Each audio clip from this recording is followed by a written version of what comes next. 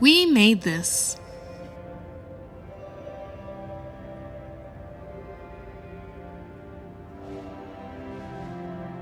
Hello! Welcome to the second We Made This Star Trek Roundtable event. The We Made This network is a collection of brilliant podcasts talking about, reviewing, and deep diving on all sorts of movies and television productions, comics, and more. And of course, we follow all things Star Trek. And so we've brought together the hosts of our Star Trek podcast universe, the Podverse, if you will, together to chat about all the news that came out of Star Trek Day 2021. My name is Mike Slamer, and I am the host of We Are Starfleet, a Star Trek Discovery podcast. And Star Trek Day is now this big annual event wherein CBS and Paramount spend mad money to host a special event of panel discussions, red carpet interviews, music, and of course they got to bring in these sneak peeks at what's new and upcoming in the Star Trek universe. So we're going to be breaking this conversation into parts, and first I'd love to introduce my guests that are here with me live, Mr. Craig McKenzie and Mr. Kurt North, who host and guest across Rarely Going, which covers Lower Decks, and Make It So, which covers Picard, as well as hosting special episodes and guesting across other network shows. So, gentlemen, hello. It's so nice to be with you today. Hello. It is so nice. How are you doing? We are struggling. I had an internet crap out this morning, and it's still not there, so I had to bypass the EPS conduits and tether a hotspot in order to get this up and running. But here we are. Well, my communications bridge was down as well, so I've had to do a few little isolinear chip adjustments. So we're finally here, we're finally together, and that's the main thing. Communications bridge has been set up, and I'd like it to be on the record that I was fine. I had no issues whatsoever. Well, that's because you're on your tough little ship. That's what you're on. Now that I've said that, I will have a power cut or something. Just I won't be able to come back at all. All here in half an hour is like ramming speed. Just how I roll. You're going to be sitting there in your captain's chair with your riding crop, waiting for the transwarp engines to take off. Yep. Just how I roll. Absolutely. Oh my gosh. Well, folks, I'm so glad to be sitting here with you to talk Star Trek Day. The overall event, right? It took place September 8th, 2021, and it's 55 years of this glorious franchise. I mean, that's a hell of a legacy to leave, and to celebrate it with something like this, to make it a real day, to make it a real event, is something special, and it definitely feels like a love letter to people like us, the fans who have been here through it all. Yeah, it does. And I think what's really interesting with this one, obviously, the 50th was a bit of a shambles, wasn't it? Really, but the fact that we've got a chance to celebrate it is really good, and I think it's delightful. What I think from this event, which is really telling, is that they're pushing the Paramount Plus stuff. And I think that might have had a knock-on effect, because I know that the First Contact Day stuff, that we in the UK were watching that around 10 o'clock at night, where this was on at 1:30 in the morning over here. So that was a bit of just a general gripe from me, really. But it is fantastic that, it was nice to see, an actual event rather than, being digital, being virtual and things like that. So, and it was a bit of a mix of both, wasn't it? So I thought it was, overall for that, it was a good vibe that we were able to celebrate the 55th year and it actually be more of an event than it would have been in the past couple of years. The 50th was a complete shambles. I agree that it was beyond it was coming out, and what do we get in that? Just a cast photo. That was the only callback we really got in that year. Yeah. And there's a film that was out around the time of the 50th, Please Stand By, which is about Star Trek. It's about Star Trek fandom. And in that film, Paramount are doing a competition for a fan-made script to win, to win a competition, and that's the most unrealistic thing about the film. Paramount would never celebrate the 50th anniversary of Star Trek anyway.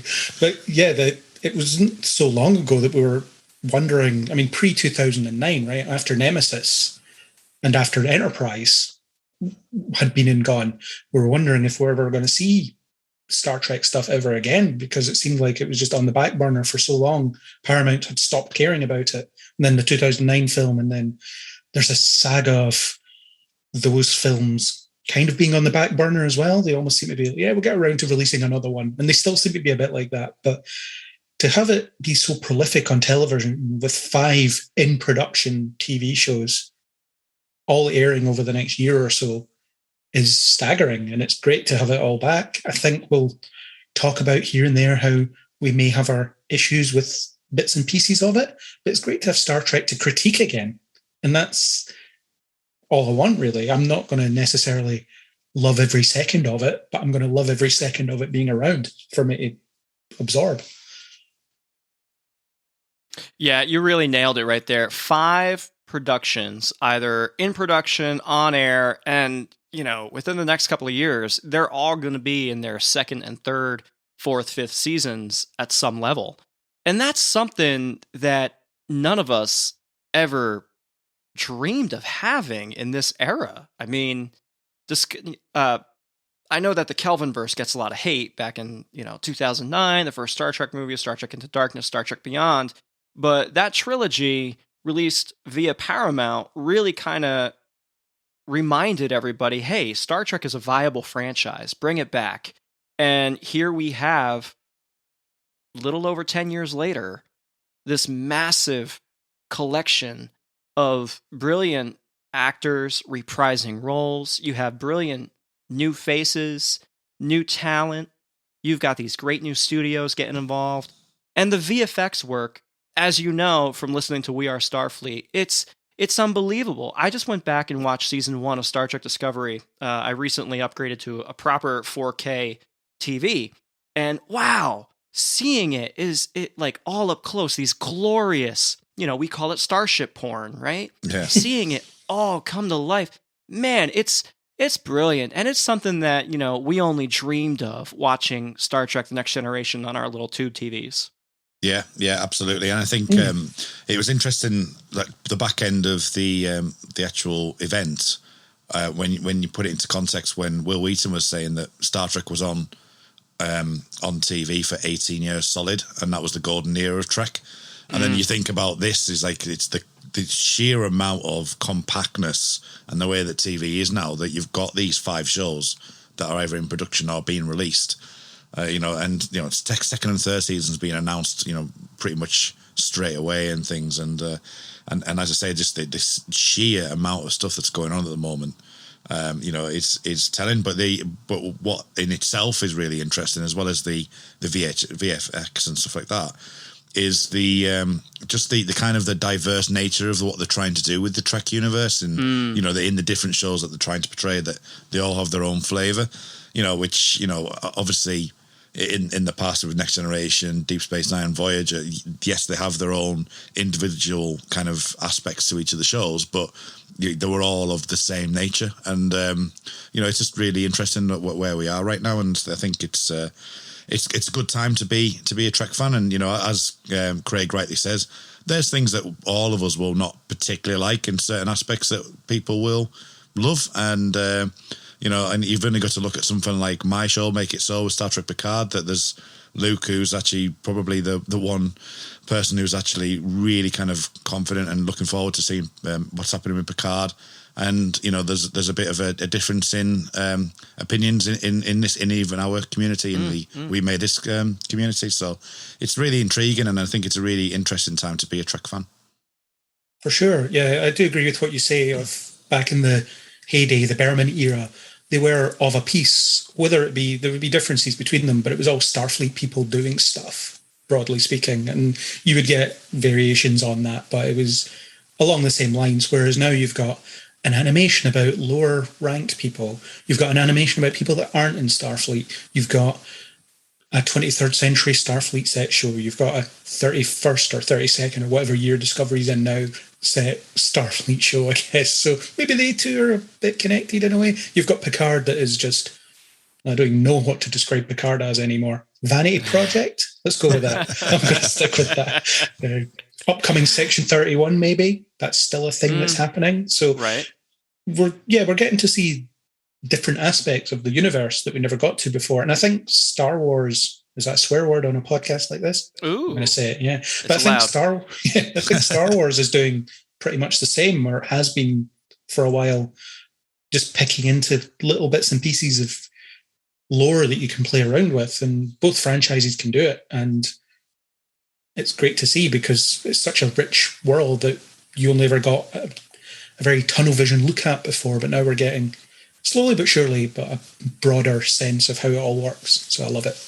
And that's really the power of storytelling in this new age of serialized television, which has been around now for 15, almost 20 years. And it's a fairly modern form of storytelling for television in and of itself. Historically, it's always been episodic. Historically, audiences would turn on the TV not knowing what was on that night, unless they were rabid fans of a show. They didn't know what Friday night's episode of Star Trek The Next Generation was actually going to be about, aside from whatever they saw on the Coming Next teaser, right? Yeah. So that's the difference. And now we have an opportunity as fans to see different sides of the lore, of the universe that we love so much. Now, yeah, to that point, there's a lot of stuff in there that we might not like, but there's a lot of stuff in there with stories that need to be told, that are rich in lore and content and mean something. Whether we talk about Ian Alexander and Blue Del Barrio portraying the first non-binary characters in Star Trek, can you argue that it was Terry Farrell who did that with Jadzia Dax? Sure, you can make that argument, and I think that these arguments are good to have. Yeah. I think that they bring a great conversation to the fold, because as Wilson Cruz said on the red carpet, Star Trek is all about showcasing the human element and who we are, right? And this is who we are. We are trans people. We are non-binary. We are straight. We are gay. We are queer. We are all of these things as a humanity. And Star Trek has always looked past humanity. It's looked inwards and said, this is who we are, flaws and all, and yet we are still more than that. Yeah. What I found on just as we're talking generally about this this event was it was really interesting to have the two people on the red carpet where one hasn't seen some Star Trek. And I love that you brought that up. Yeah, I thought that was actually really good from my perspective, but I could see, I don't know if it happened on the night, I could see there might have been some bashing at that night on that night because of that, but and even like Will Wheaton said towards the end of the show, just like, you know, well, I won't watch the first season of Star Trek Next Generation. I just like, even Will Wheaton says that, so that's fine. But yeah, I just thought it was interesting that they had someone who hasn't you know, isn't into the lore as much as a lot of people would be, and I put myself in that category. I haven't seen all of the original series, so it's nice that we're including fans and including people who haven't seen you know, all of the shows, and I think that's really good. How do we put Kurt out of the call now that he's admitted that? How do we get him out of this? Don't boot me out. I'll never come back again at all. We're in so much trouble. But no, I totally agree with you. I didn't see all of the red carpet stuff. I found it a bit, I don't know, a bit draining to watch, I guess. But I always feel like that about red carpet stuff. It's killing time, isn't it? It's the time before the show starts, and they were delayed as well. I could tell from that it was supposed to be 20 minutes or whatever, and then it was, oh God, we've got to fill another 10 minutes. Let's talk to Jerry O'Connell. Maybe he'll give us some chat. And to be fair, he did. But yeah, having someone there that's just there to do the job and doesn't know a lot about Star Trek, it's a declaration of intent in a way, because we are making Star Trek for people that don't know about Star Trek now. We want those people to come in. We were inviting you in to watch this and enjoy it and find your own way in. And we'll talk about it later on. But they specifically mentioned that Prodigy is designed as that entry point.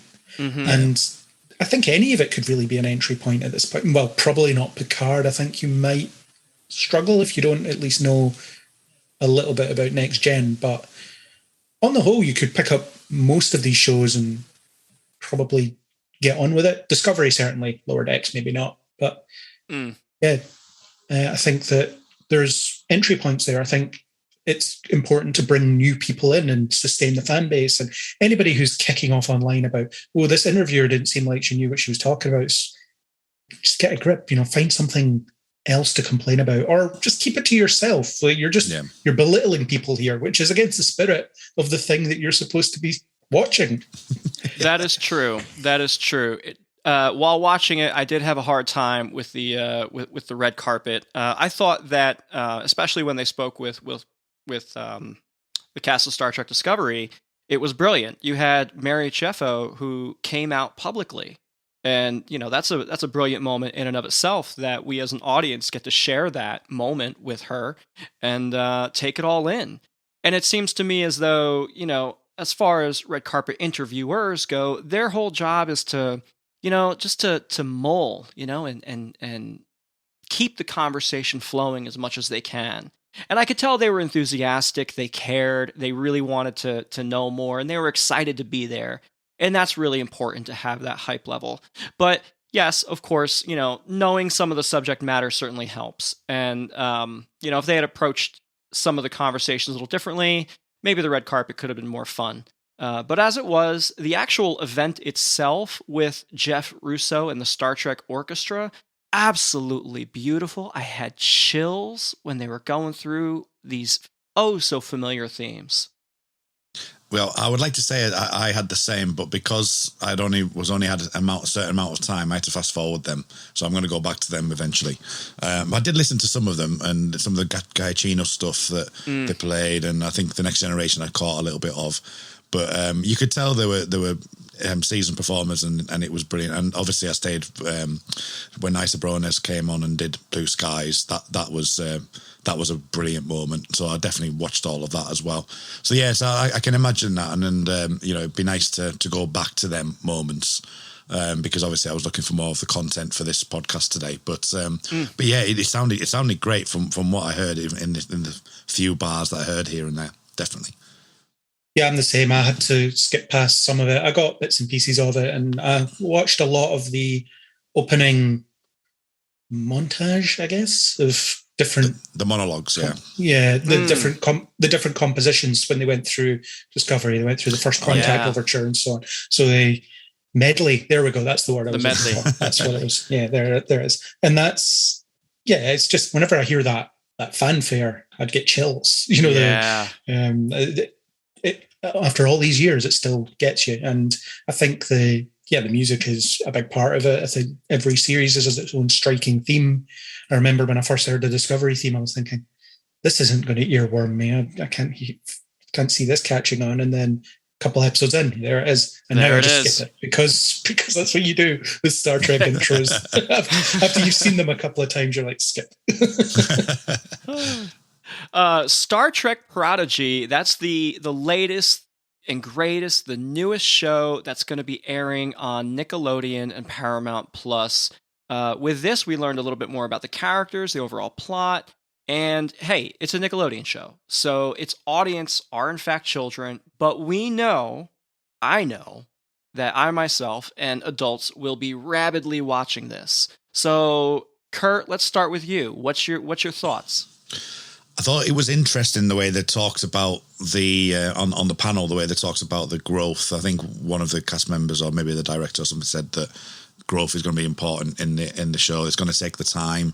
That they don't know anything about the ship, but eventually they're going to kind of eventually get there. And the world outside is the same big bad world as any.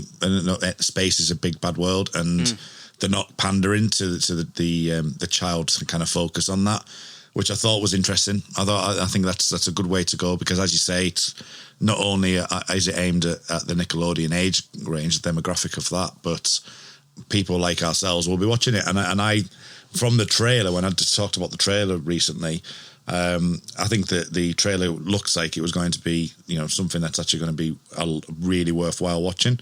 And I haven't changed my mind on that with the second trailer either. I think it was... it's certainly going to be an interesting take, and it sounds like there's going to be an arc of learning how the ship works, learning about the Federation, understanding what the ideals and what the morals of the stories are.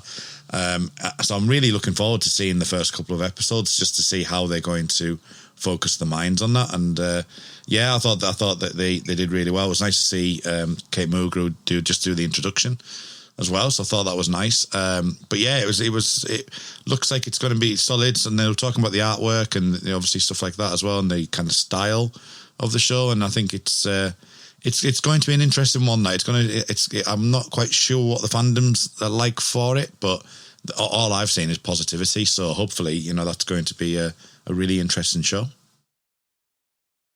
I have so many thoughts on Prodigy, actually, just after seeing the panel. And I don't know if it's come across in other podcasts I've done on the network, but I'm a big fan of animation. I watch a lot of superhero animated stuff, and whether it be DC or Marvel. And the best examples are the ones made by people that just want to tell a story about Spider-Man, or tell a story about the Justice League, or tell a story about whoever. They just want to do it, and they're doing it in animated form.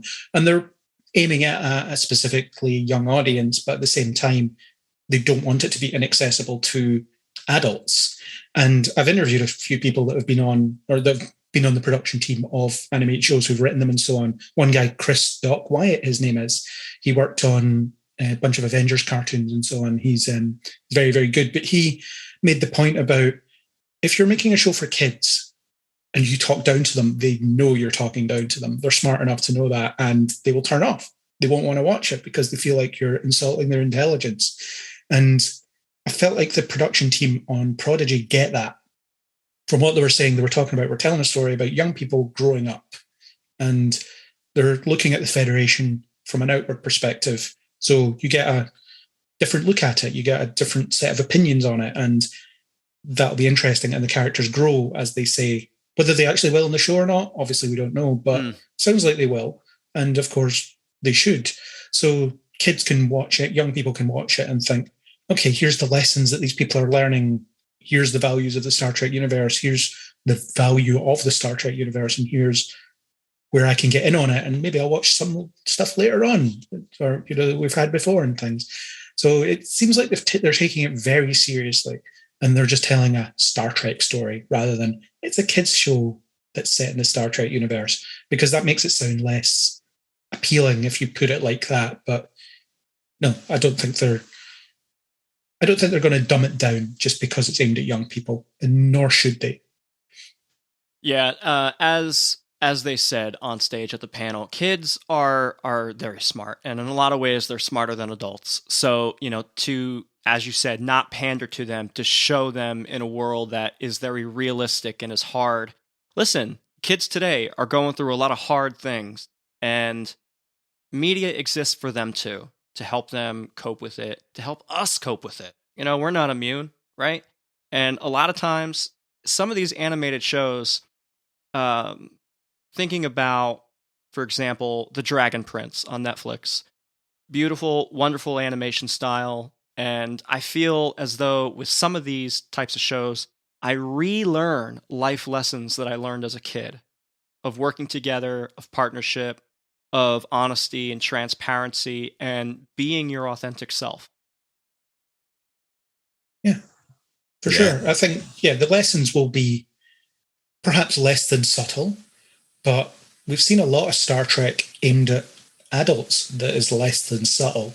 Measure of a Man comes to mind, where they spend 45 minutes telling you data is life, data is a life form, data is sentient. Mm-hmm.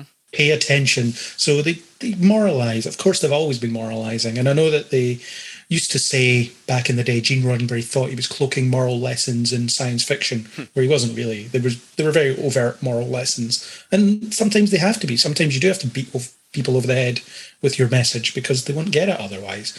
I watched Supergirl, and that show, whenever it tackles an issue, it makes it very clear what it's trying to tell you. And there's a place for that, and especially for younger viewers. And as long as they present that message in a strong and positive way, and I think this show will. Also, it seems very adventure heavy. I really like the swashbuckling nature of it from the trailers. And so I think that the storytelling it'll give you that lesson, but it'll give you a lot of fun things in between as well. And John Noble is going to scare the hell out of kids. He really is.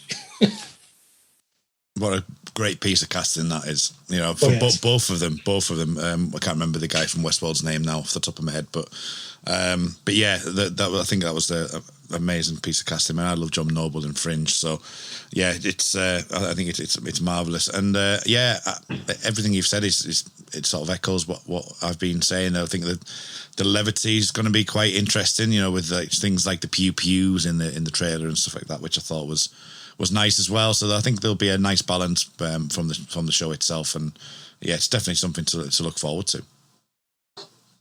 Speaking of things that we are collectively looking forward to, Star Trek Strange New Worlds, the latest prequel series in the Star Trek universe, focusing on Captain Pike and the initial adventures of Lieutenant Spock and First Officer Una. Oh my God, Una Chin Riley? Did they give her the full name? That's right, yeah. Yeah. Wow. So now, folks, if you go way back and you watch the very first episode, the pilot episode, The Cage, we are following the story of these characters.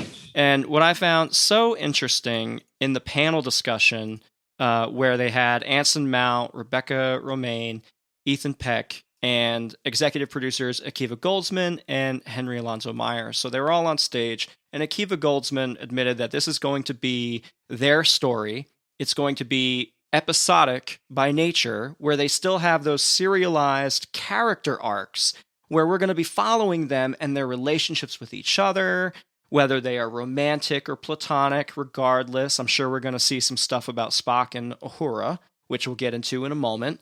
But the episodes themselves, Goldsman says they're going to have a beginning, a middle, and an end. And that's going to be their series. So I, for one, very excited to return to the bridge of the USS Enterprise. No bloody A, B, C, D, or E. Yeah, it was interesting, as you say, with the episodic stuff that he mentioned, things like the Twilight Zone, and Our Henry, I think it's called.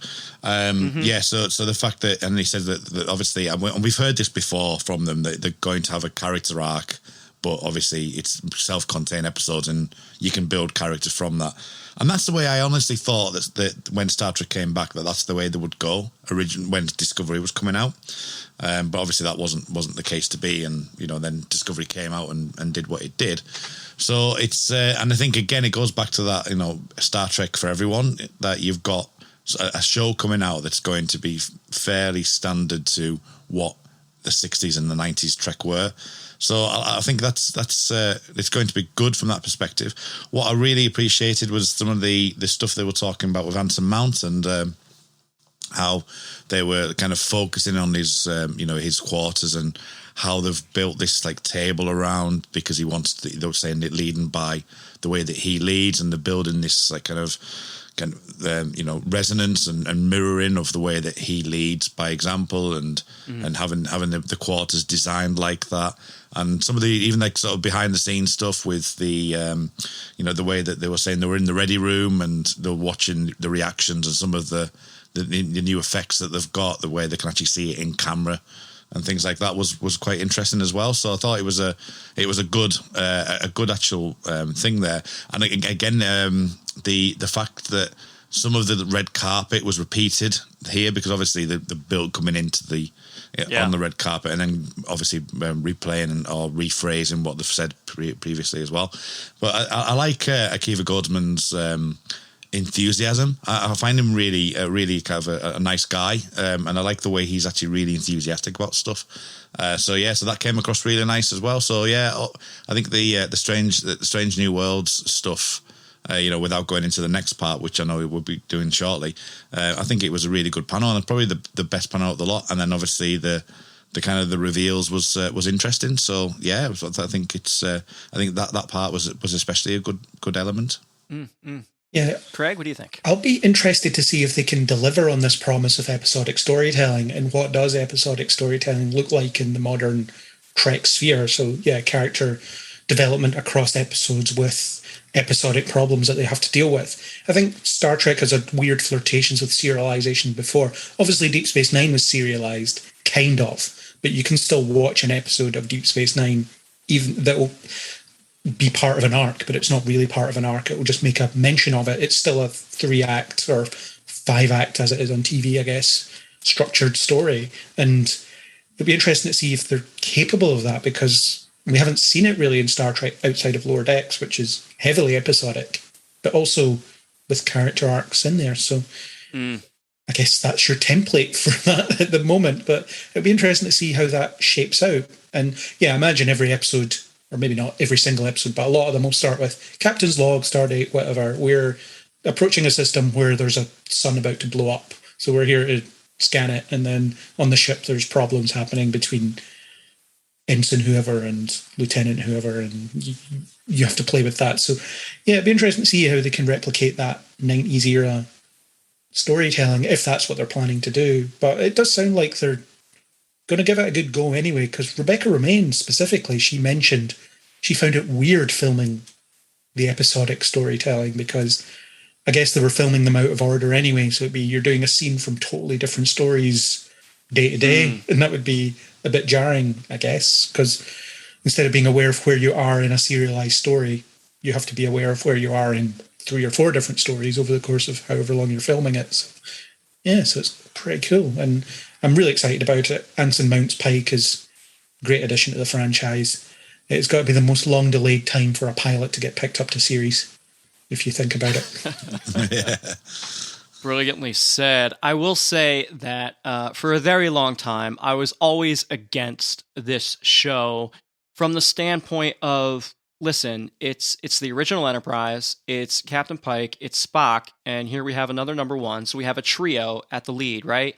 And this is just the original series being reskinned and with different characters. So it kind of takes away a little bit of that legacy from Captain Kirk and crew for me. But I say that to preface that I am very excited, because Anson Mount's Captain Pike really won me over, and the new visualization of the USS Enterprise is absolutely brilliant, and they got me. They sold me. So I'm going to be here every step of the way. I'll be podcasting with you guys about it, and I'm super looking forward to it. I am bummed that we didn't get a trailer.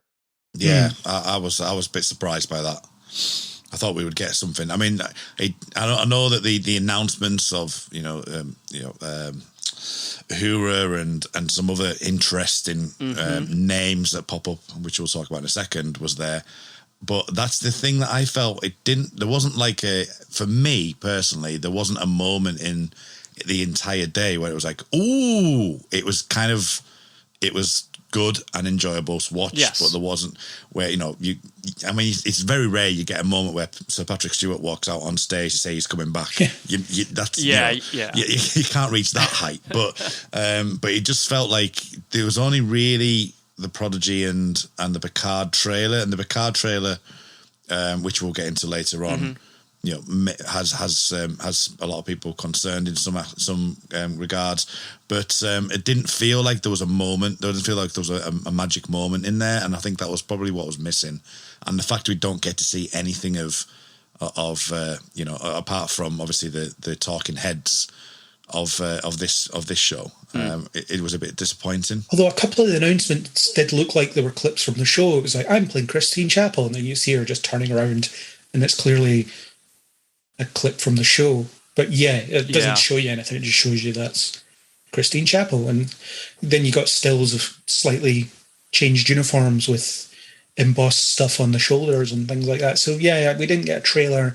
Maybe they're not that far into post yet to cut together one. Yeah. Because they haven't said when it's actually going to air, have they? They've just said, next year sometime. So, or did they? Did I not pay attention? But I don't think we've got an air date yet. We don't have an air date. Yeah, we don't have an air date. The nice thing about the announcement video is, yes, we did get a little bit of the casting announcements. We have Cadet Nyota Uhura, so I'm glad that they're also canonizing Nyota. I feel like that's been long overdue. Dr. Mbenga comes back to the Starship Enterprise. We have Nurse Chapel, who originally was played by Majel Barrett in the original series, who also played the position of number 1 to Captain Pike. So a lot of people were like, oh, you know, maybe Rebecca Romaine is just going to put on a wig to play Nurse Chapel. Ha ha.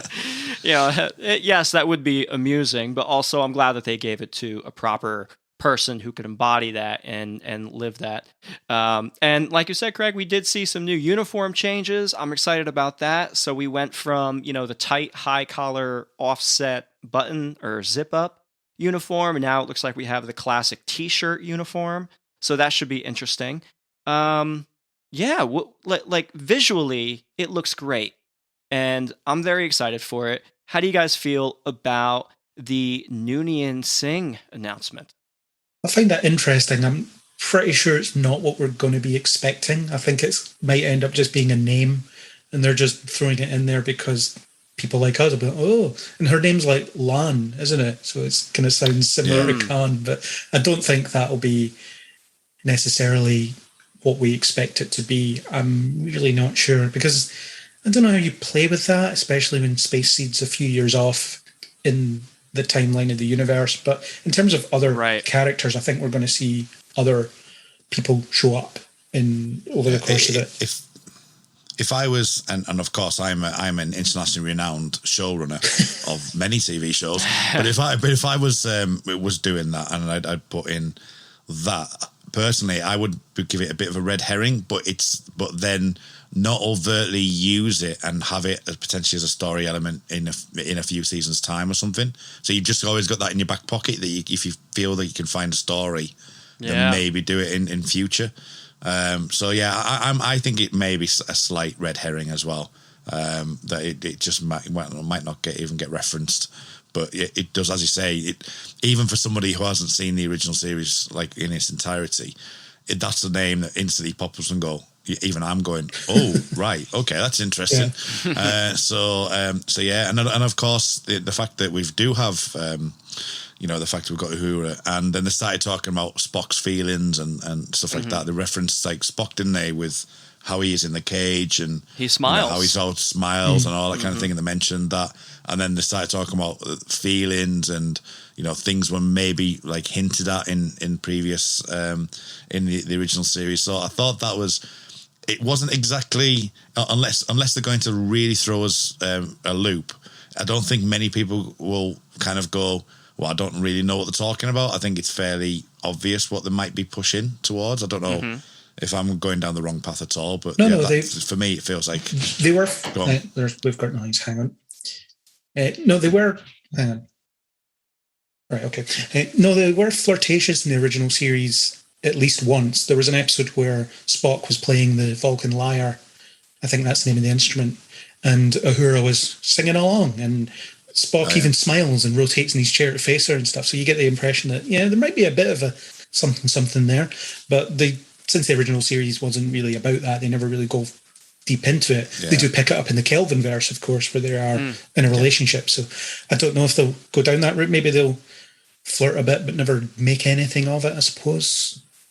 Yeah, I've seen that scene, but I haven't seen that episode. Yeah. So yeah, I remember that scene. Yeah, it's important to remember that even though there have been 3 years worth of the original series episodes, they were on a 5-year mission, and a lot of stuff happened in between what we actually saw on screen. So yeah, let's fill in some gaps. Let's go back and look at how they became who we know them to be as the legends they are today. And speaking of legends that we have today, let's talk a little bit about Star Trek Picard. New trailer, Q, there's time traveling. And I want to preface and say that Luke will be dropping in to discuss his thoughts as well a little bit later. So, Craig, let's start with you. Before we jump to Kurt, I want to know, how do you feel about all this new content from Star Trek Picard Season 2? So the trailer, unfortunately, didn't grab me. I do like the characterization of Q as being the malevolent trickster. That's the best version of him. The Q that throws the Enterprise into the path of a Borg cube to teach Picard a lesson, rather than the Q that decides that it'd be funny to put them in Robin Hood times and have them rescue Maid Marian Vash. That's not the cue we want to see. That's not the cue we need to see. So the malevolent trickster, if he's trying to teach Picard a lesson, I'll be interested to see what that lesson is. But I don't think the production team of Picard have that grasp over what people like about the character, what people want from the character. And I'm not sure Patrick Stewart does either, funnily enough. I mean, he created the character, he made the character who he is, but at the same time, I'm not sure that he gets what people want from him. It's more about what he wants from it. But we have this alternate fascistic reality, which is boring now. It's like evil Superman. Don't want to see evil Superman. Yep. Don't care. I want to see good Superman. I want to see good Star Trek, positive Star Trek. And I want to see not a totalitarian universe. And it seems like they all get their memories back and have to go fix it. So there's a Borg queen in cold storage that they can thaw out for time travel purposes. I don't know why you don't just use one of the other 100 methods of time travel that they've used over the period, but whatever. And we're going back to modern times because I guess it's cheaper to film in modern cities than it is to create a sci-fi world. So we'll see. Every Star Trek series practically has had we'll go back to the time that the show is set to save money for a couple of weeks. That's usually like an episode or two at best, you know. So maybe it's an episode or two at best that we're back in time. Yeah. Kurt? Yeah. So I was a bit more positive with the trailer. Considering where I was when I saw the first teaser, and the Q thing is worrying me a little bit, but now that I've seen this trailer, I think it's not going to be as over as what it could have been. So I'm a little bit more enthused with it. I would agree that the kind of the dystopic stuff, I actually really like dystopian media. So I like this. It's not a major problem for me, but I know that Star Trek does it in a slightly different way. And I'd prefer to see more of a Deep Space Nine darker feeling to it. This just feels like it's people in uniforms kind of going down the Star Wars Stormtrooper route in some ways, and I'm not particularly fond of that. Now, I just reading between the lines with the way that Picard is, are we going to get this for a full season? I don't think we will. It is the event that Q's kind of caused. Is this something that's going to splinter for a number of different reasons? And I found that the wording that Seven uses, like saying that time is broken, was like, well, what does that actually mean? Because it's not like, so it doesn't really kind of say, with timelines changed, or the fact that time is broken. And I know that Patrick Stewart has mentioned about this shattering kind of aspect as well. So I'm just wondering if this is just a small piece of a bigger puzzle. And I'm hoping that. I'm kind of hoping that we've kind of have not spend too much time on here, because they're saying they've got 3 days in that. So I don't know if it's going to be a case of, we might get this in the first 2 to 3 episodes and then we just move on. We get more of an interesting thing to it. But yeah, it's an interesting one. I also find that I think it's modern TV that do this a lot, that, how many times do we have to have, like, in the past of Picard's life, that, you must be running away from something. It's like we've gone through Picard's history quite significantly over the course of time. And I know it's kind of like your novelization kind of thing, where you have to start from a start point and move forward. So I get that, I understand that, but it's sometimes a bit like, okay, this trailer's doing this again, and I'm not saying that just for Picard, I'm saying it in general, that I tend to see, but you see that a lot now.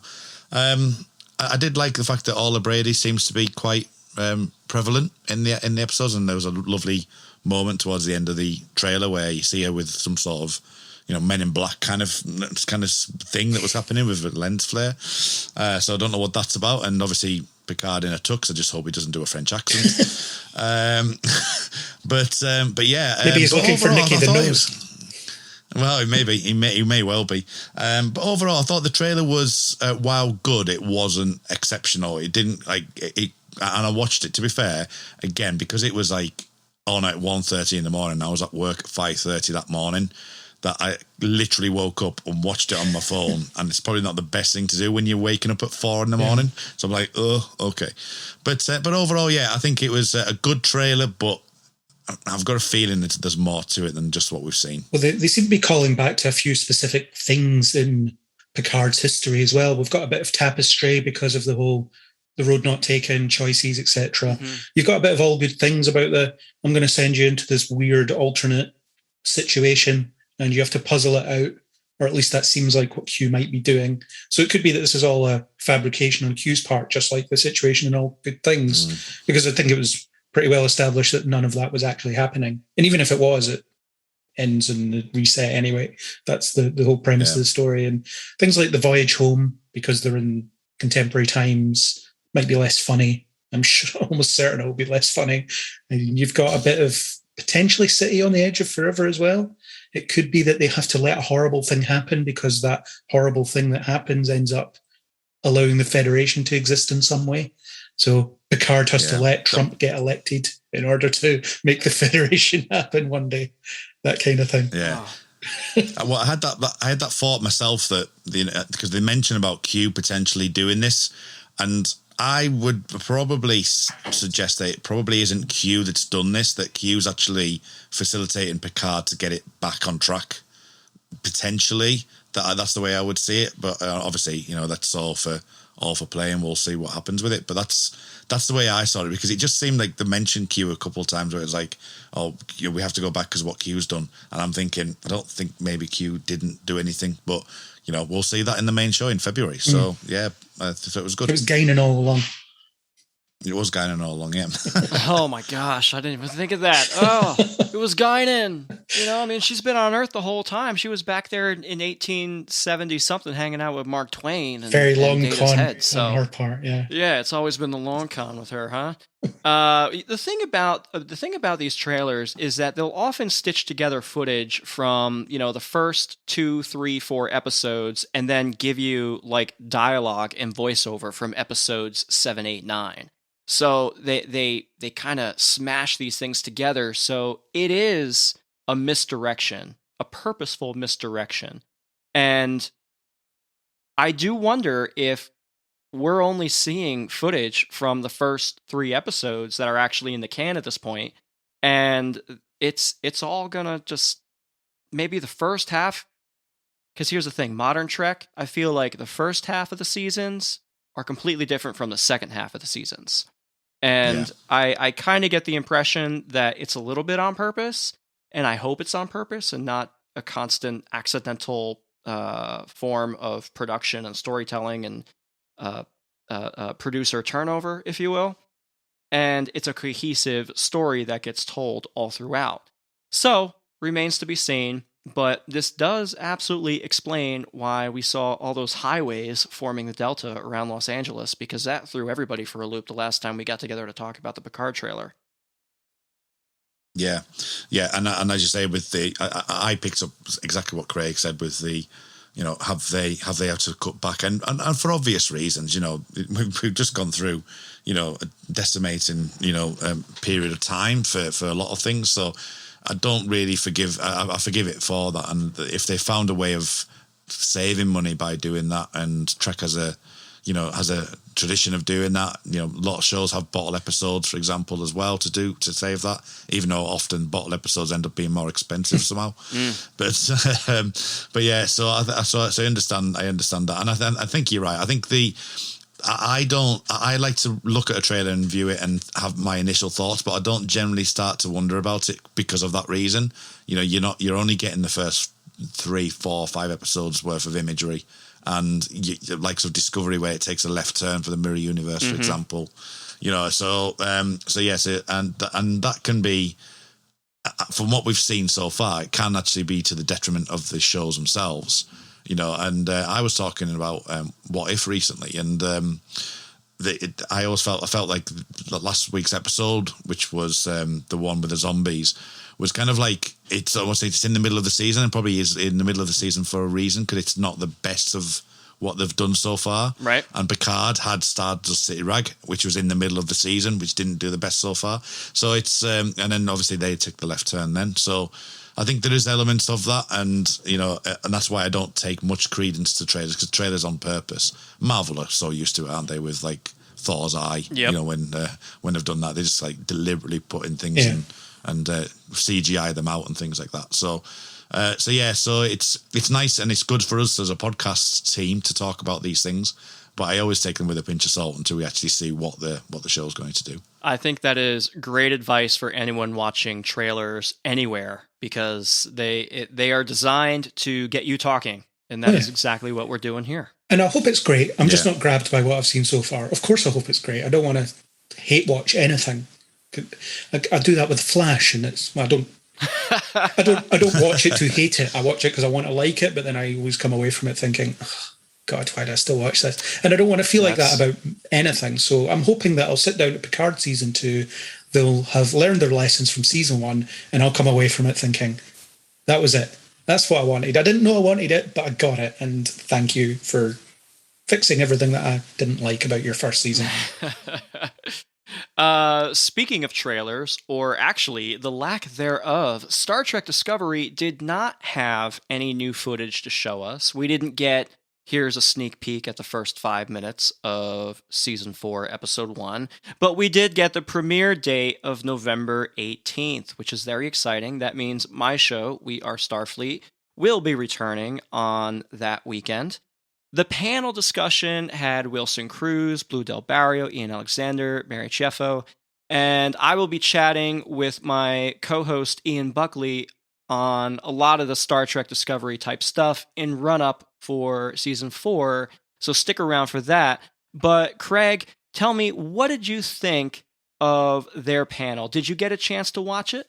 I did, and I was really interested that they had those actors in particular on, because they are the representation area of the show in a lot of ways, because you've got Culver who's gay and recently resurrected. I don't know. There'll be people out there that have maybe had near-death experiences that might be relating to his journey in a way. And then Adira and Grey, Adira being non-binary, Grey being trans, although I don't think they explicitly mention that in the season that I think the pronoun is that Grey uses. Yes, appears. Right. He has been gendered as he in Star Trek Discovery. Yes. So that's an interesting one, because that's the family angle. They talk about the found family. They all find a family within one another, and Stamets isn't there. The actor's name, Anthony something. That's the one. Yeah, he's wasn't there, but they talk about the family that they're building over the course of the season. And I think Discovery is dovetailing into being thematically about family. It's about the crew becoming a family and being all they have in the future, really, because they left everything behind. And they don't quite get there because some of the characters don't get as much prominence as they probably should. But I did think they did a great job with Grey and Adira last season. They were definitely one to watch, or two to watch. The way that they did the non-binary story for Adira was really good. I want to be known as they. And then Stamets says, yeah, okay, whatever, makes no difference to me. And then they deal with it from there. So it was interesting that they focused on that for the panel. It might have been an availability thing, but the fact that they managed to latch onto that idea, that character dynamic for the purposes of the panel was really good. And I think Mika Bennett led it very well. Yeah. Is it Bennett? No, it's not. Barton. Yeah. What is it with me names today? I can't do it. It's all right. We're not having a good day. Well, this is actually going better than we thought it was. The way I'm we've still had today. here. Yeah. This, the production issues that we've had over the course of the last 8 hours has been ridiculous. But I think I actually really like this idea that we're going to make sure that Grey gets seen, and I think it's a wonderful Star Trek-y way to deal with that kind of thing. So that's going to be good. And as you say, talking about the parents and. And even like sort of themselves saying in the actual panel that, all three of them tend to live at home on their own kind of thing. And obviously they're coming in and they're forming the relationships outside of work, which was great. And I thought that the found family thing is something that we need to watch out for. And as you say, if it's going to be a main focus of the show, I think it's a really good story to go down. And I hope that they do that really well, because it's certainly an element that when the back end of season 3, I was kind of going, right, okay, if they're going to pick this up next season, it's going to be a really interesting one, and one I'm really looking forward to seeing. I definitely echo that sentiment from both of you guys about the found family. It's something that is you don't have to be LGBTQ to understand the importance and the prevalence of having a family that isn't by blood, but rather just a close tribe of your closest friends. You know, we all go through moments in our life that are full of good, full of trauma, and you come out of that on the back end of it. And those who are around you during that time become a part of your family. And for Star Trek to pick up on that, I think it's a beautiful thing. Yeah. And in a lot of ways, Star Trek has been about found family in different forms. The Next Generation, it took them a long time to become a family because they were co-workers, and you got the impression there was a lot of back and forth career-wise from people, and not among the main cast, but you got that sense. And Voyager, of course, by necessity, they had to become more familial because they were all they had. Deep Space Nine, right. Certainly the core cast, they became a family. I mean, they bickered like it in the case of Odo and Quark, stuff like that. I think that there's always been that family element. There's always been that finding some sense of belonging in other people in Star Trek. And they're just taking that to the next level by having these people identify as being a family and formalizing that arrangement almost. My only concern would be if they start to be a bit heavy-handed with it. You know, if it becomes like a trope, and it's just like, oh, stop bashing me over the head with it. You know, so you know what I mean. So there's a fine balance, because if they start saying, "No, we found this is our family," and they start doing it overtly like that, and it's is this like, really the time to talk about family when the universe is ending around us as always for the fourth time? Yeah. So if it's done deftly, I think it will be an amazing thing to see. And I think that we'll know if they're bashing us over the head with it if they get Vin Diesel to come on the show. Family. Just comes through, the Dodge Charger comes through a portal. He just starts talking about family. Oh my gosh. Guardian of the Edge of Forever. Yeah. More like Family Forever. Star Trek Lower Decks. We got a mid-season trailer. Craig, let's start with you, because you are the host of Rarely Going, the We Made This Network podcast group. Yes. Lower Decks podcast. Well, what can I say? Rarely Going also covers Prodigy as well. It's an animated full thing, but yeah, just technicalities.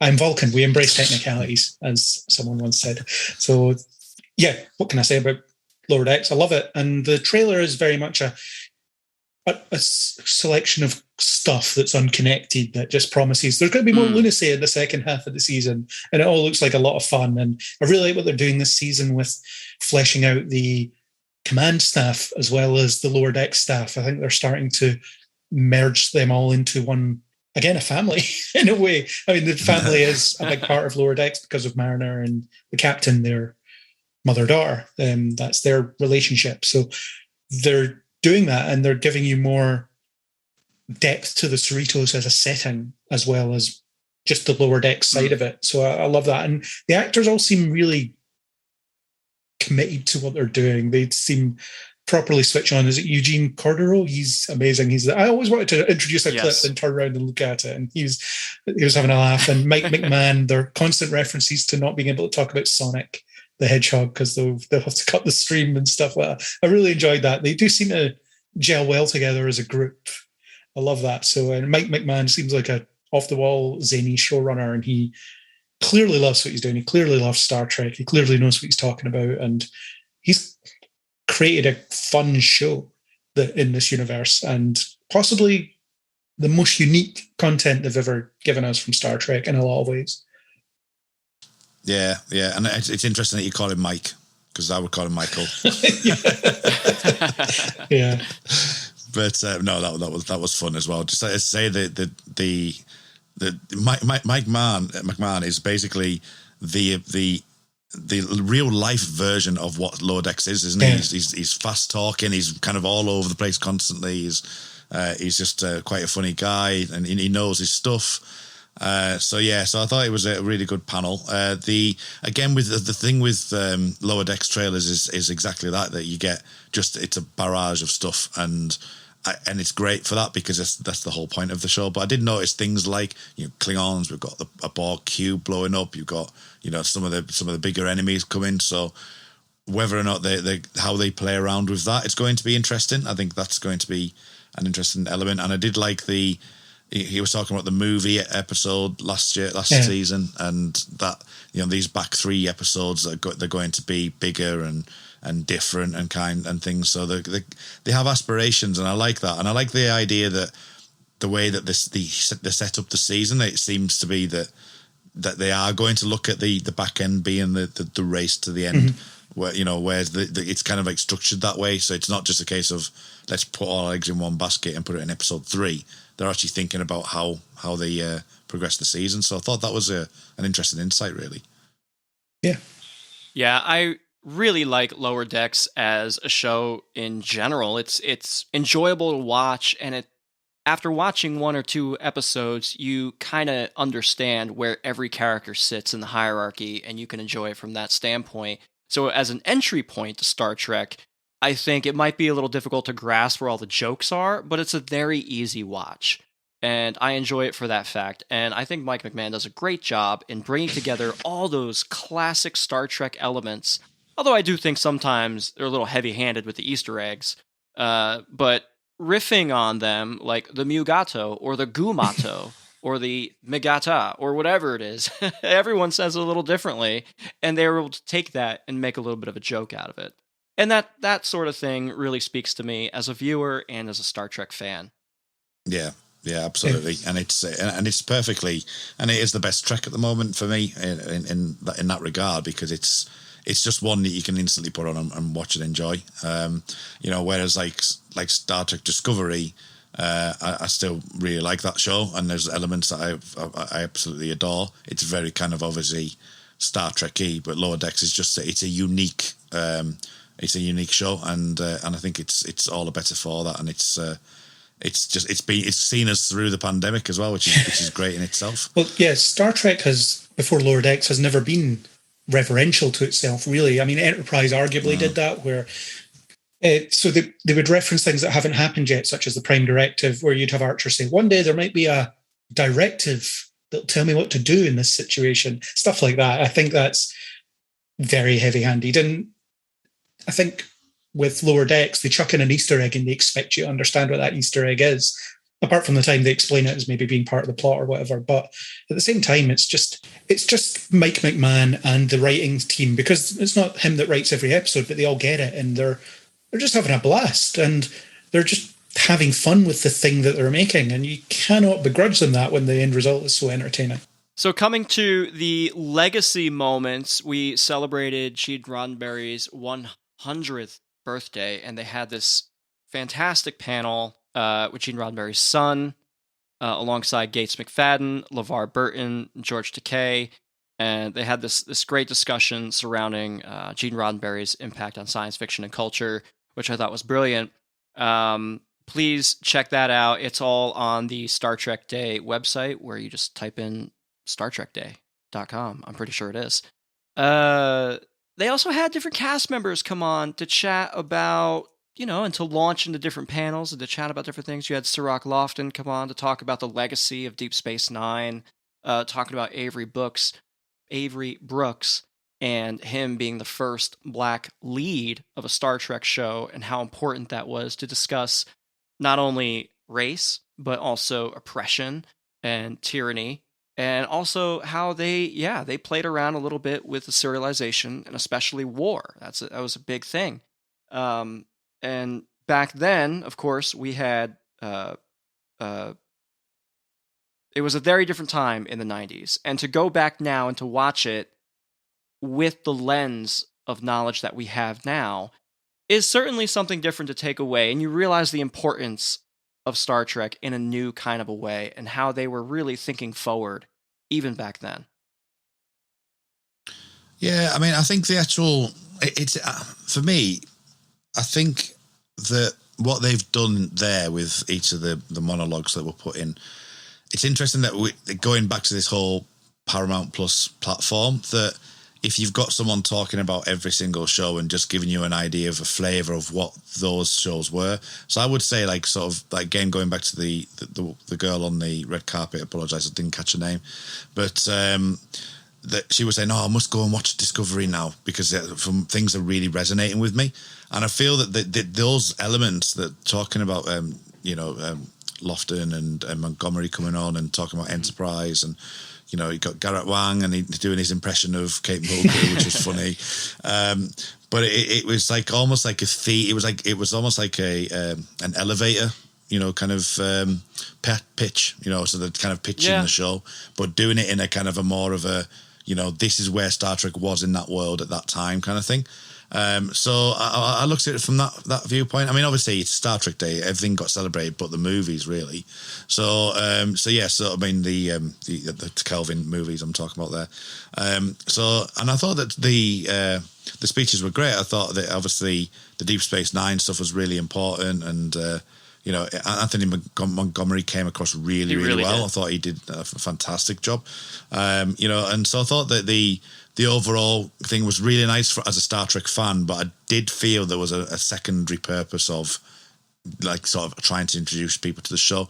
But at the same time, they didn't go down the route of, like, well, they did it to a degree, didn't they, with elements showing part of the episodes and stuff like that. But it's, but yeah, I thought it was a nice, effective way to celebrate the 55th year, and I thought, as I said, there's just two reasons why they did it that way. I think it's a good thing to acknowledge how far Star Trek has come over the decades, but also this event is designed to sell the new stuff, because that's what we're making now. That's what we want you to be watching, and maybe some of the older stuff might be a tough sell in that respect. So let's not just do convention panels where we sit and talk to Scott Bakula about being on Enterprise and he answers the usual questions, that kind of stuff. I think it was really good to acknowledge it through the Gene Roddenberry side of things. I haven't seen all of that panel yet because I've had limited time, but I do want to see what all these people had to say, because they had a good cross-section of people from across the franchise on that panel to discuss, well, their personal experience with him as well as their experience of everything. But I remember hearing Ronald D. Moore talk,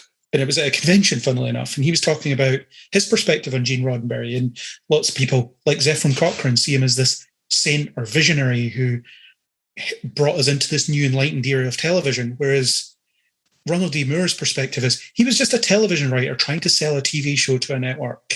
Obviously, he had things he wanted to say in that show, but at the same time, he just wanted to sell a TV show and write a TV show. So it's almost that the visionary aspect of him became an accidental addition to who he is. And I think over the years, there's been a lot of truth about, well, actually, he was a detriment to the early years of Next Generation, because he was telling writers, you can't write conflict in this show. And writers are like, what do you mean I can't write conflict in a TV show? That's what drama is. It's conflict. What do we do? So it's good to acknowledge that. And I think that the legacy of it is important, but it's perhaps not what a let's sell you this new stuff thing should be about. And I think that they kept the focus on what's coming up more than what came before, which I think is right for an event like this. Yeah, I mean, I think I know you haven't seen probably this section that I'm going to speak about now, but George Takei, or Takai, depending on if it's expensive or not. But it was really kind of solid on what Star Trek was, and I think he may have gone a little bit longer than they expected, because Roddenberry's son didn't have much time right at the very end. But he decided to talk about how Star Trek was on the air and how eventually it found its audience through the 7 days a week tea time slots rather than anything else. Yeah. So that was nice to like lay that foundation. I think it was a good way to do it with regards to that. So I thought that worked quite well actually. So it's but I thought it was nice, and Gates McFadden's story was really interesting, and alluding to the grandmother and things like that. So yeah, I definitely thought that overall that the legacy stuff worked. And yeah, they didn't, as you say, they didn't go down the route of panels and what happened to the Klingon virus in Enterprise and all that kind of thing. So at least they didn't go down that route. It definitely felt more of a thematic kind of, this is what the general feel of Star Trek is, rather than this is what happens here. So I thought that was good that way. Yeah. Yeah, it was definitely it was a little bit corporate minded because obviously you had the Paramount Plus branding everywhere. All the masks that everyone wore had Paramount Plus on the side of it and Star Trek Day on the other side of it.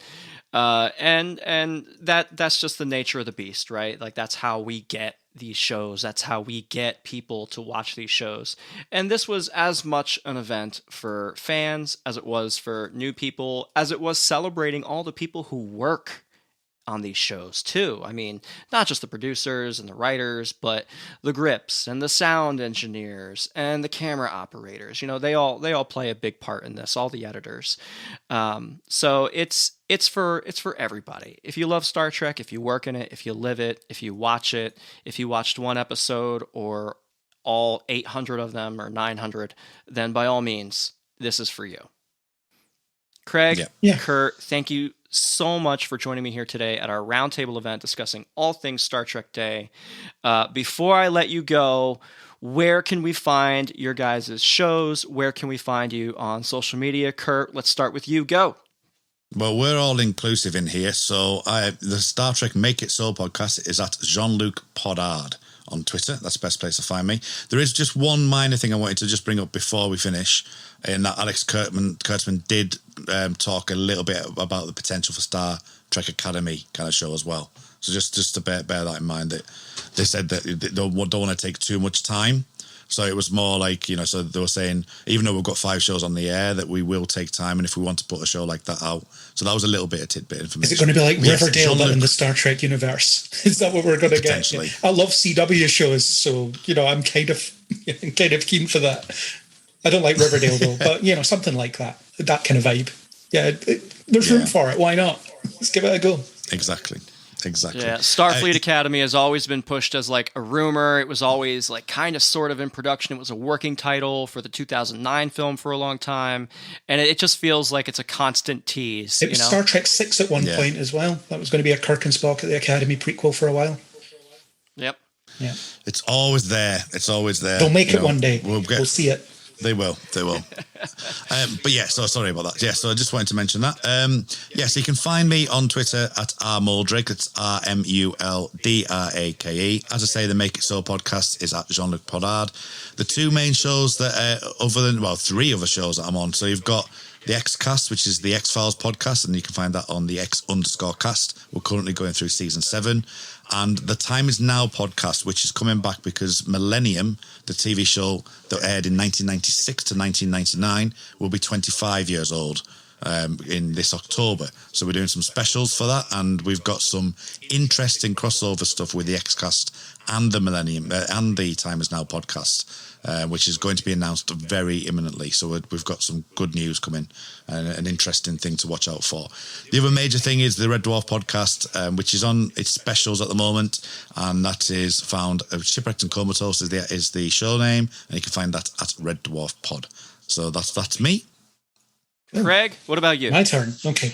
So on We Made This, you can find me on Rarely Going, where I'm co-hosting the Lower Decks coverage at the moment, and I will be continuing on for Prodigy because I'm actually really bloody excited about that show. That trailer just got me amped up. I can't wait to see what they pull off with that. I'm really excited. So it'll be great to chat about that.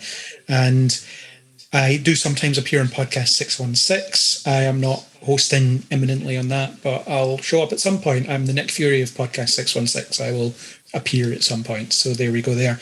Outside of that, you can find me on Facebook and Twitter under Neil Before Blog, neilbeforeblog.co.uk as well, where I review stuff like Supergirl and The Flash, that show that I watch and hate, and Superman and Lois and Legends of Tomorrow and What If, and there's a podcast attached there too, where we recently talked about The Suicide Squad, which should be released pretty soon, that episode. It's out of the edit suite. Superman and Lois is coming up with that as well. That's in the edit suite.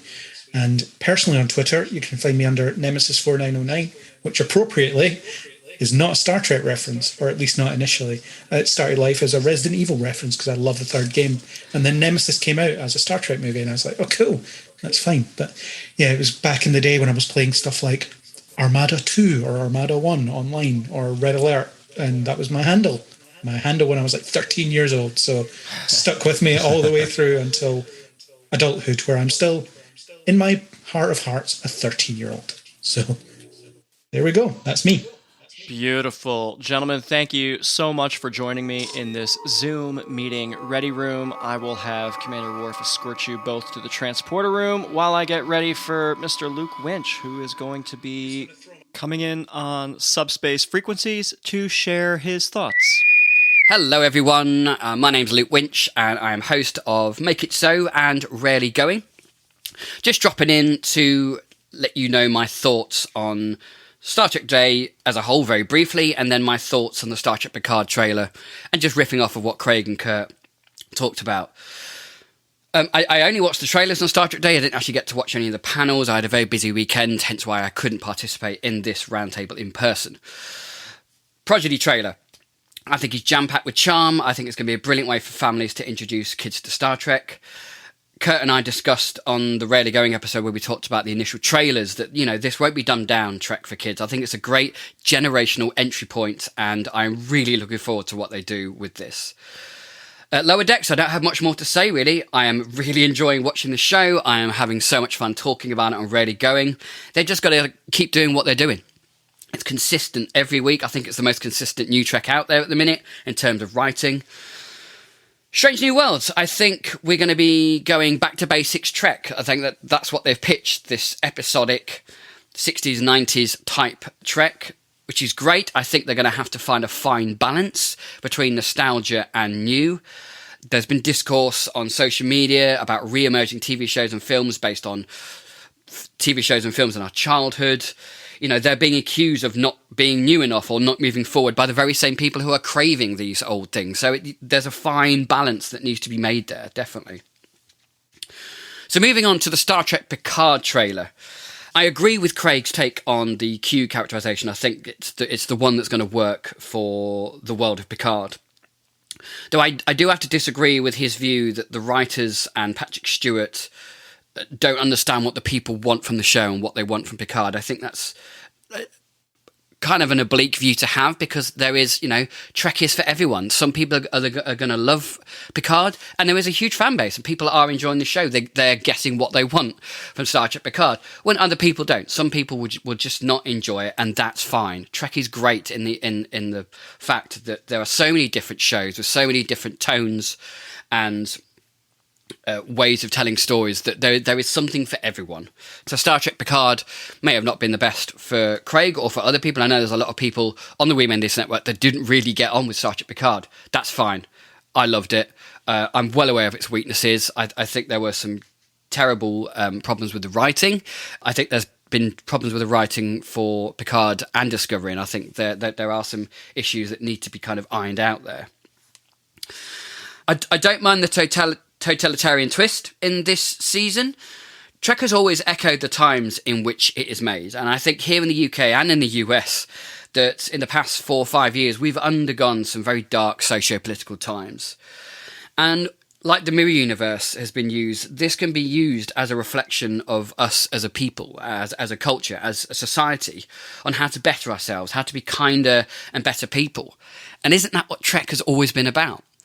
So if the writers have this in mind, and I'm hoping they do, I'm hoping that this totalitarian twist that Q may or may not have caused will be a warning for what things could be, or of what things that have happened in the past that have shaped the world to come. And I think in this day and age, we've undergone such an upheaval, a global upheaval with the COVID pandemic. And even though we are looking at a slightly dystopic looking season 2, there is a line that Picard says that even in the darkest circumstances, there is a light. And this for me is the most important line in the trailer, because yes, we have another dystopian society under the rule of probably a tyrant or an oppressive government, but the light and positivity that we want from Trek will shine through. And I'm hoping that this is the route they're going. And, you can't see the light unless you're in the dark. So you have to have these dark moments, these dark societies to use as lessons to be better people. The seeking or running away theme that Kurt mentioned, which Kurt mentioned is overdone in a lot of serialised modern television, I tend to agree with him that it is an overcooked trope that's used. But I do think it does have some resonance to the Picard character, and again, if written right, could be an important thing for him and an important journey. In TNG, the character of Picard was very sure of himself. He had a very firm belief in humanity, in Starfleet, in himself. In Encounter at Farpoint, he said to Q when they were transported back to this weird dystopic court, "We are what we are, and we're doing the best we can." Picard was assertive and firm in his command and decisions. Now, here in Star Trek Picard, he's older. By the way, the age thing that some people are kind of moaning about doesn't bother me. It never has. It's a non-conversation for me, but I can get why it puts some fans off. I just personally, for me, don't see it as a problem. I do think the writers need to be intelligent about how they write him, and I think they can do that. I think they can learn from some of the writing problems that they had in season 1. So he's an older man. He's less sure of himself. The Romulan disaster and refugee crisis broke him as a man. He's been suppressing these feelings of guilt and regret. He's less sure of his capabilities. He lost his faith in Starfleet and humanity. So could this season be a story of redemption for Picard? Could we see him restore his authoritative, commanding presence again and be the leader, be the commander that he used to be? So yeah, that's my thoughts in general, and I am looking forward to Star Trek Picard. I hope that I'm right. I am very prepared to be let down and be disappointed, so I think that's a good way of going in to this. So there you go. So this is Luke from The Last Surrender, signing off. Great stuff from the host of Make It So and Rarely Going, Mr. Luke Winch. And now with me here is my very own co-host and Trekspert, Ian Buckley. Ian, it has been a Star Trek day and a half, and then some. Tell me, what has been your impression of the overall event? It has been, and yeah, these events are always fun when they come up, and I think like a lot of fans, the red meat, at least for the carnivores among us, for the fans, are the trailers and the panels and the announcements that come from these sorts of events. And certainly in that sense, Star Trek Day 2021 certainly delivered. We got a lot of new information about a whole bunch of Star Trek series that are now coming out, as well as new release dates and new trailers and casting announcements. It was a lot of information to take in. So let's get into some of this red meat here. You and I, we are the hosts of We Are Starfleet, a Star Trek Discovery podcast, and we're going to come back to that last. So first, I want to ask you, Star Trek Prodigy. We talked a little bit about it with Kurt and Craig. Tell me, what are your thoughts? I'm excited. It's a really fun looking show, certainly for fans of animation and Star Trek to come together in not just Lower Decks now, but also Star Trek Prodigy. It's a really, I think, nice way to expand the Star Trek brand. I know that's kind of a gross corporate way of putting it, but there's an expanding universe of Star Trek expressions out there, artistic expressions out there, and this is now a new way for fans who have been with the franchise for a long time, and also folks who are maybe coming to it for the first time, especially younger viewers now coming to it for the first time. This is going to be their introduction to Star Trek as a concept, and that's really exciting to me. I think back to when I was a kid watching cartoons growing up. It would have been so cool if there was a Star Trek cartoon that I could have tuned into. Star Trek Strange New Worlds. So we talked a little bit about the relationships that are going to be airing on this show. We talked a little bit about how it's going to be more episodic, but the character development will still be an overall arc that is, in fact, serialized. How excited are you to return to the bridge of the Enterprise? I'm really excited, not just for the setting, but also for these characters. I think we we're both in agreement that Pike and Spock were strong presences in season 2 of Disco, and it's really, I think, a testament to how popular they were with fans, Pike in particular, when he appeared in season 2 of Discovery, that they basically pulled this show together out of whole cloth. It wasn't a part of the plan, really, until Yeah. the response to these representations of these characters was so overwhelmingly positive that it almost became an inevitability. Like when there was a sense when you were watching season 2, certainly by the end of season 2 of Discovery, there was a sense that, like, surely they're going to give these characters their own show now. Like, that just seemed inevitable. And sure enough, Yeah. it's now about to come to fruition, and we learned a lot more about the cast, and that was exciting. I'm looking forward to actually getting some footage of these characters in action now that we've gotten all this sort of promotional material, these images of them in their costumes. Yeah. On that note, I have to say that video, right? They had several different uniform styles going. And I gotta wonder, where's the green tunic variant? Yeah, I'm a little surprised that there isn't some appearance or some nod towards that command tunic. It's something that I hope they address in future seasons if they don't in season 1 of Strange New Worlds. Yeah, I'd love to see it. Even like just give me 5 minutes, because that's always been my favorite uniform variant of across all the shows actually.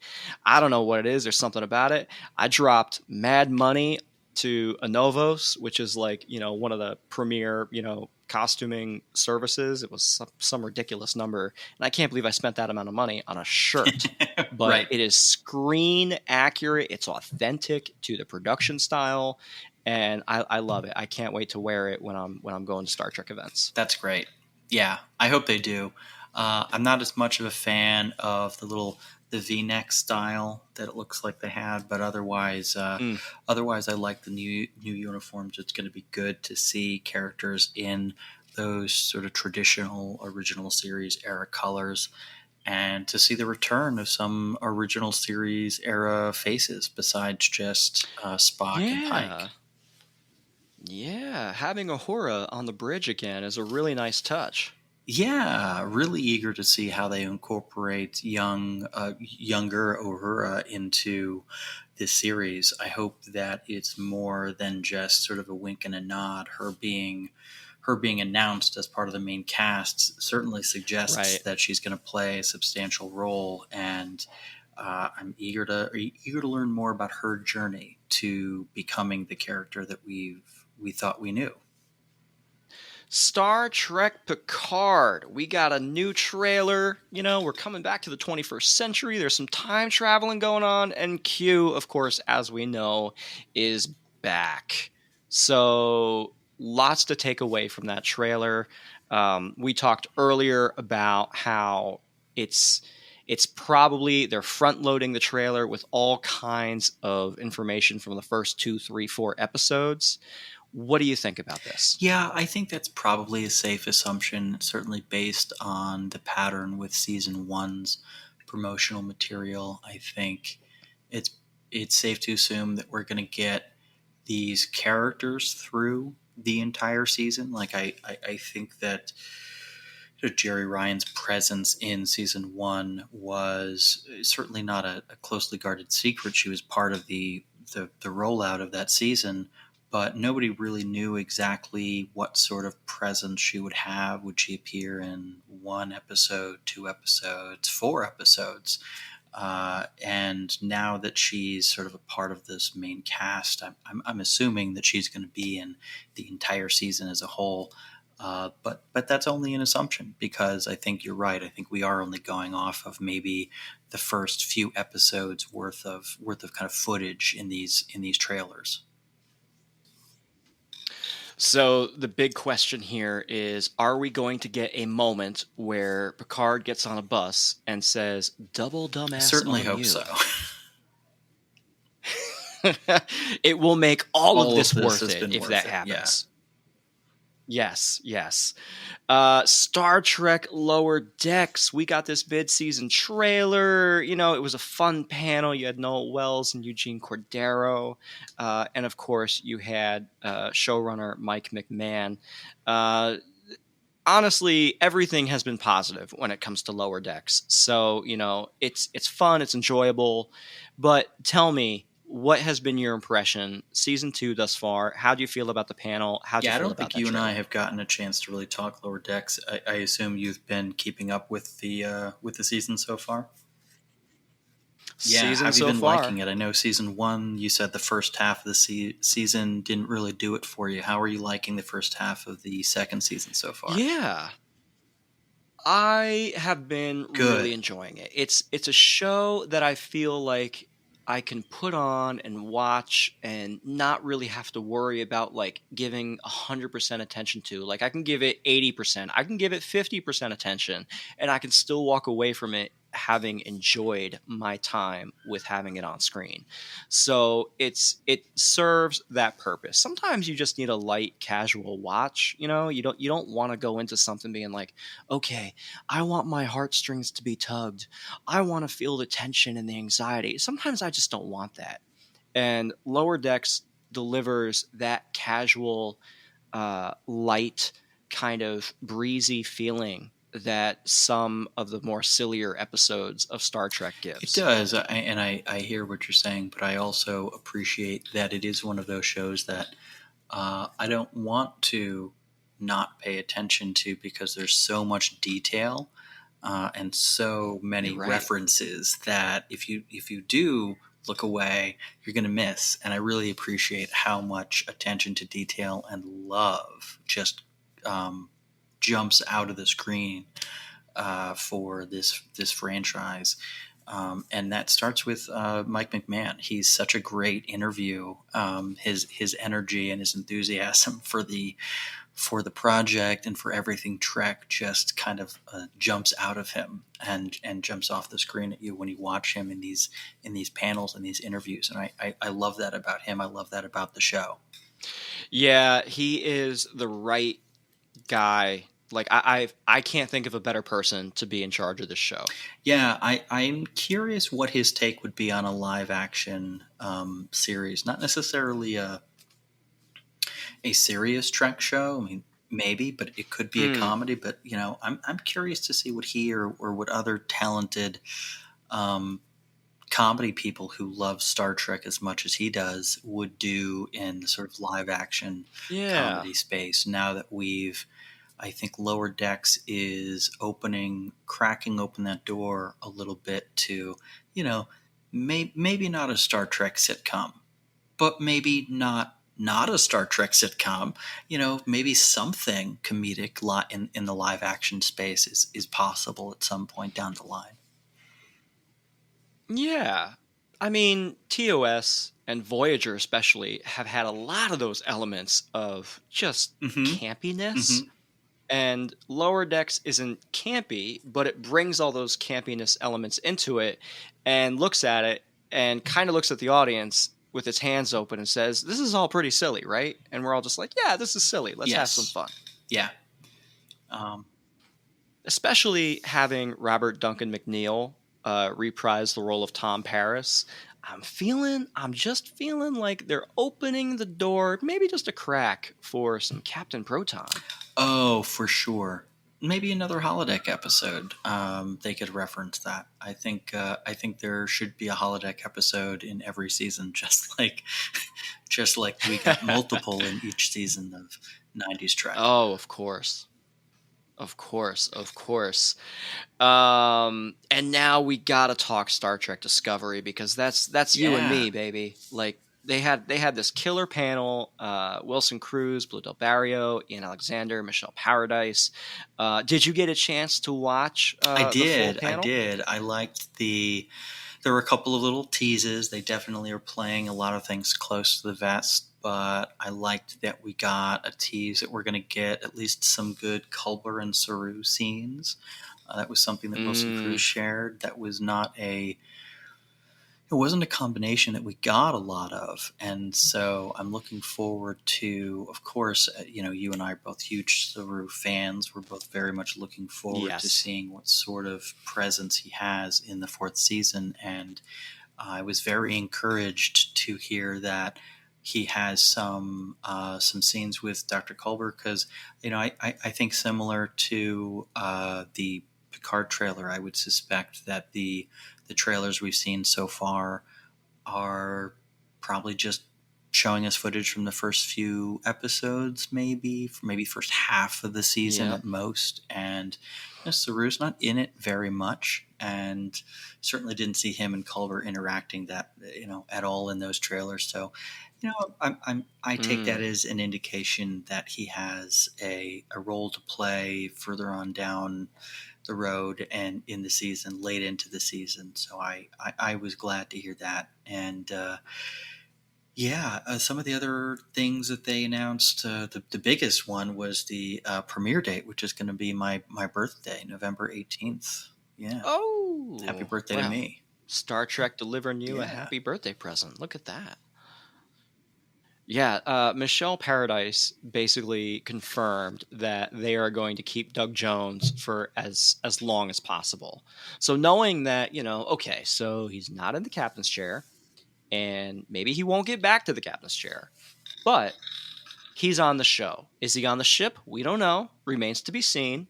And that's the joy. This is the kind of stuff I love, like asking these questions, pondering, theorizing, looking at all these different branches of reality, almost like we're the time variance authority over here, and looking at all of them being like, ooh, what's going to be the right one?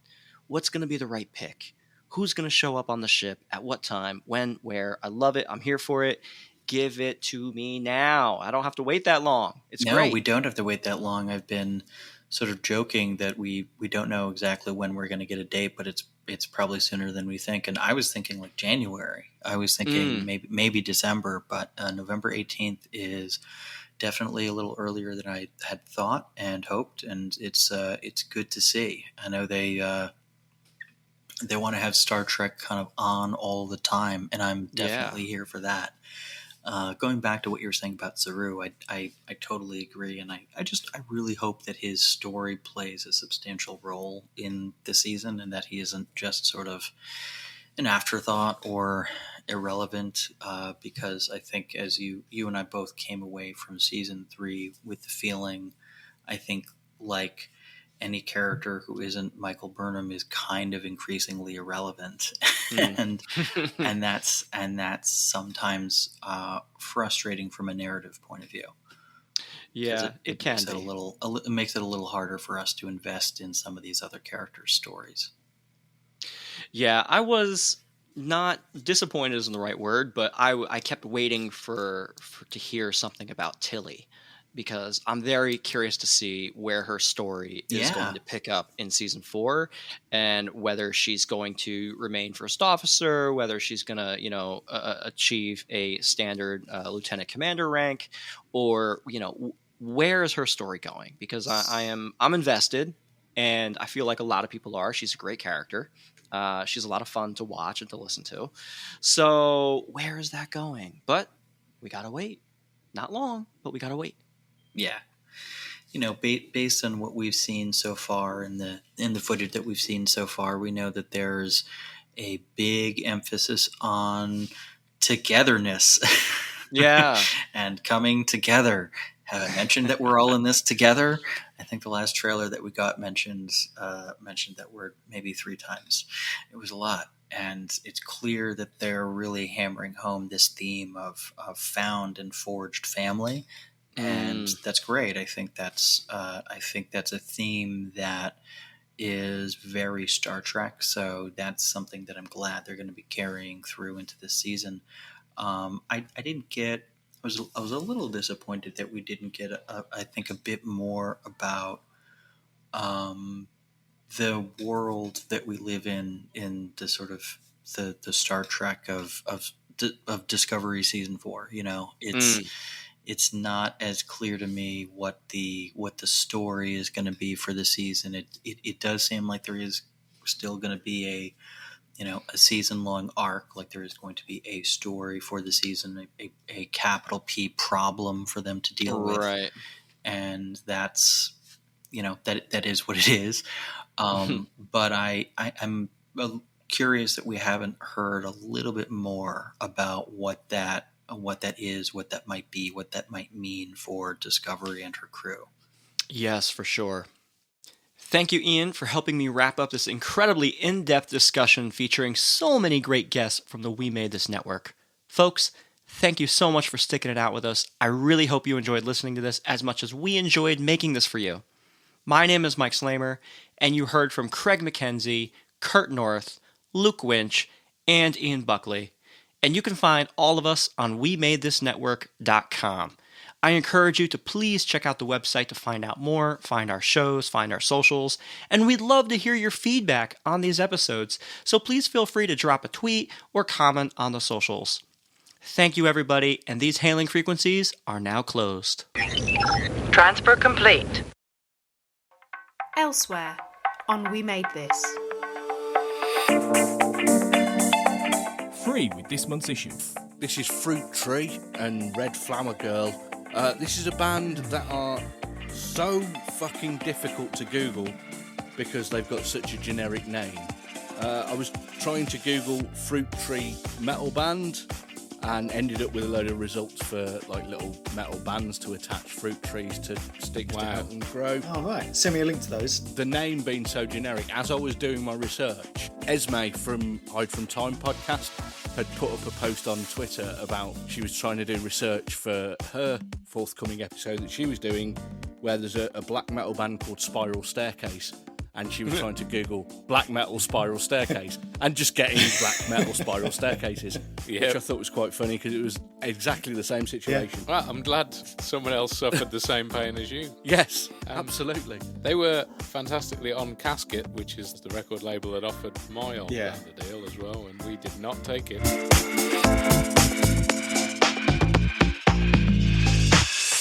Right in the childhood. But what I will say is, I did like watching Hannah Montana the first or second time. When we had to watch the same episodes over and over again, that was when young Fraser was not very happy about that. For some reason, I've grown out of that. I'll rewatch stuff over and over again. Like, I can't count how many times I've watched How I Met Your Mother. But a younger Fraser did. I can count how many times I've watched How I Met Your Mother. Once. Each episode, one time. And do you know how many times I intend to watch each episode? Just once. One time.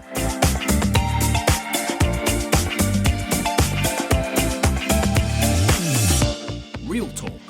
We made this movie show. With all the water around, we're in a noir. I want to see steaming streets. Have the streets with all this moisture.